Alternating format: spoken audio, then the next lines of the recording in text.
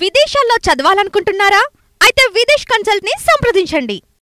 ITC వాళ్ళు wow ప్రాజెక్ట్ని నిర్మించారు. అందరూ చెప్తున్నారు కూడా, కానీ ఎవరూ పాటించడం లేదు. కందుకూరులో ఎక్కడ చెత్త అక్కడ పేరుకోపోయింది. ఈరోజు సీఎం గారు వస్తున్నారని అందరూ చెత్త తీయడం జరిగింది, కానీ రోజు కూడా అలా క్లీన్ చేయాలని చెప్తున్నాను. అందరూ మన ఊరు మనమే క్లీన్ చేసుకోవాలి, ఎందుకంటే భూమి మీద నివసిస్తున్నాం కాబట్టి. భూమి అనేది త్వరలో అంతరించిపోతుంది ఇలా ఉంటే. ఎందుకంటే సైన్స్ వాళ్ళు రీసెర్చ్ చేసి మాకు ఐటీసీ వాళ్ళు వచ్చి చెప్పడం జరిగింది, భూమి అంతా కూడా ప్లాస్టిక్తో కలుషితం అయిపోతుంది. అది ఆపాలని అనుకుంటున్నాను. నేను వచ్చే సంవత్సరం కూడా ఇలానే నా పాత పుస్తకాలు, పేపర్స్ రీసైక్లింగ్ ఇస్తాను. మీరు కూడా ఇక్కడ ఉన్న వాళ్ళందరూ పుస్తకాలు మరియు ప్లాస్టిక్ రీసైక్లింగ్ చేయడం వల్ల భూమి అంతా కూడా ప్లాస్టిక్తో కలుషితం అవ్వకుండా జరుగుతుంది. అలాగే మనల్ని మనమే కాపాడుకోవాలి. ధన్యవాదాలు. ఓకే అమ్మా, గుడ్. నీకేంటమ్మా స్ఫూర్తి ఎట్లా వచ్చిందా? మనకి ఇది నీకు ఎట్లా ఆలోచన ఎట్లా వచ్చింది? ఎందుకంటే ఇప్పుడు ఎవరు చెప్పారు, ఎట్లా ఆలోచన వచ్చింది? వాళ్ళకు కూడా ఒక మెసేజ్ ఇస్తే అందరు కూడా రాష్ట్రంలో అందరూ ఆలోచిస్తారు.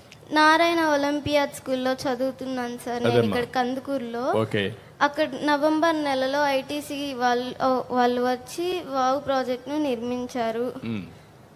నిర్మిస్తే వాళ్ళు మేము వాడిన పాత పుస్తకాలు, పేపర్స్ తేవడం వల్ల కాస్తైనా చెట్లు కొట్టేయడం తగ్గుతుందని చెప్పారు. 1000 కేజీలు పేపర్ తయారు చేయడం కోసం 10 సంవత్సరాలు ఉన్న 22 చెట్లుని నరకాల్సి వస్తుందని అన్నారు.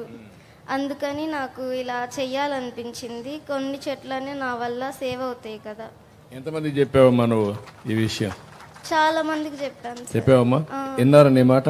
విన్నారు, బుక్స్ కూడా ఇచ్చారు సార్. ఎంతమంది ఉంటారమ్మా? ఎంతమంది విన్నారు? నువ్వు చెప్పినాక ఎంతమంది విన్నారు? ఒక 20 మంది అలా. 20 మంది విన్నారు. బుక్స్ కూడా ఇచ్చారు సార్. నీ పేరేంటమ్మా?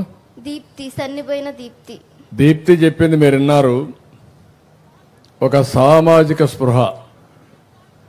ఏదైతే పుస్తకాలు తయారు చేయాలంటే కాగిత పరిశ్రమ నుంచి వస్తాయి.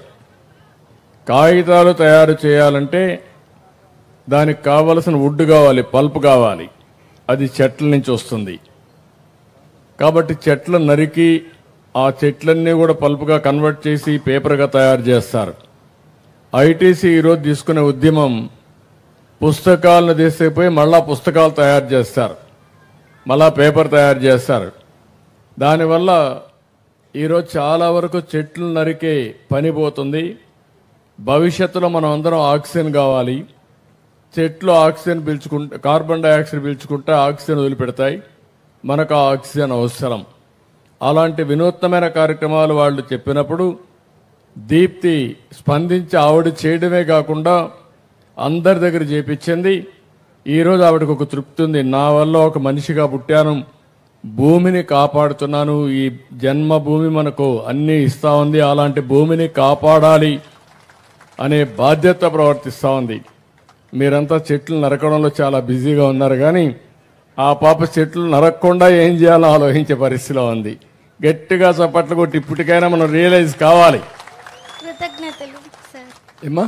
కృతజ్ఞతలు. థ్యాంక్ యూ అమ్మా, very nice, excellent, thank you. Suman టీవీలో మీ పర్సనల్ అండ్ బిజినెస్ ప్రమోషన్స్ కోసం కింది నెంబర్కి కాంటాక్ట్ చేయండి.